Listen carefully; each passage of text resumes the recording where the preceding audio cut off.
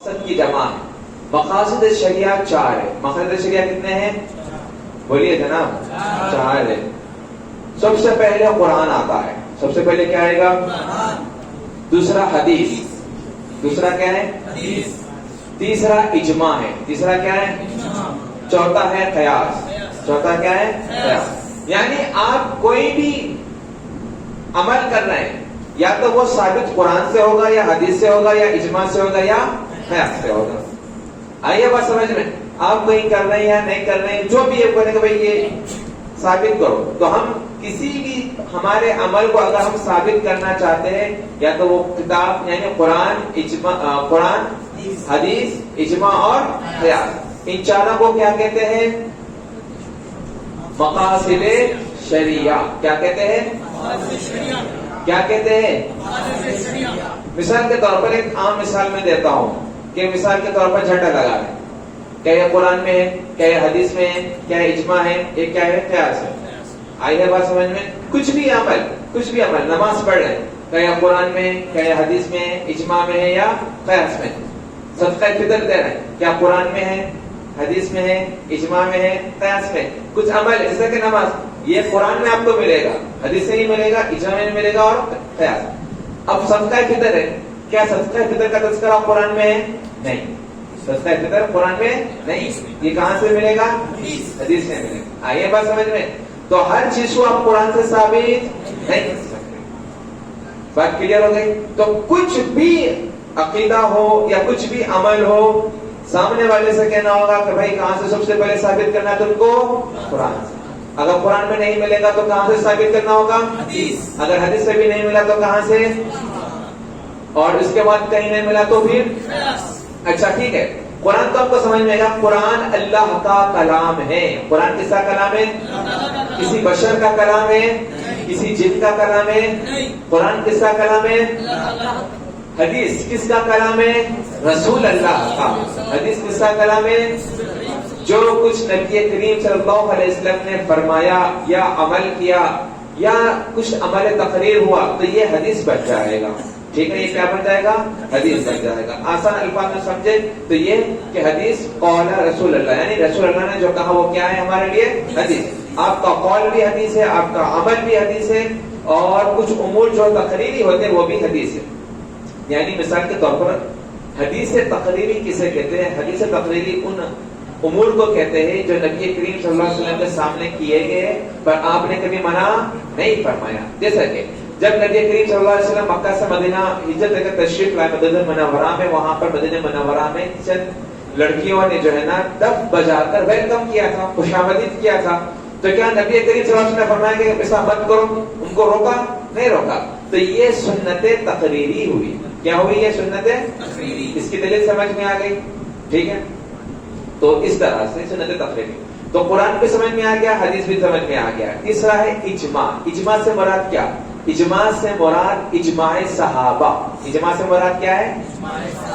یا اجماع مجتہدین کا اجماع. کس کا اجماع؟ مجتہدین کا اجماع. اور چوتھا ہے قیاس. چوتھا ہے قیاس. مثال کے طور پر قیاس کی مثال کیا ہے؟ اجماع تو آپ لوگ سمجھیے کہ صحابہ کا اجماع ہے, جیسا کہ خلافت ابوبکر صدیق رضی اللہ تعالیٰ عنہ پر صحابہ کا قیاس پہ اجماع ہے. ٹھیک ہے. اب چوتھا جو ہے وہ قیاس ہے.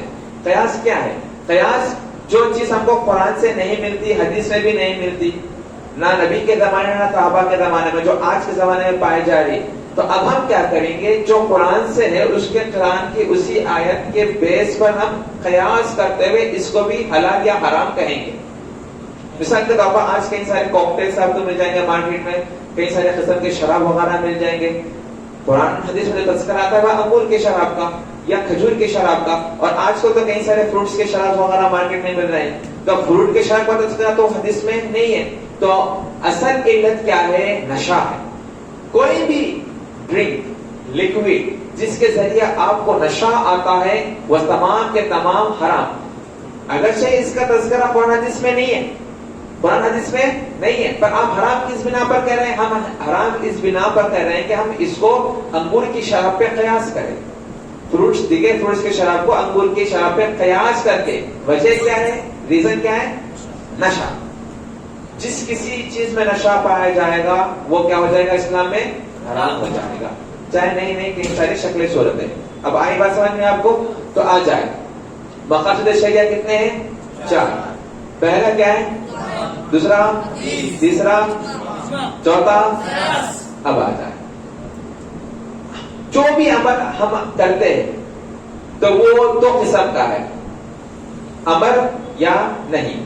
امر جس کا تم کو کرنے کا حکم دیا گیا، جس کا تم کو کرنے کا حکم دیا گیا وہ کیا ہے؟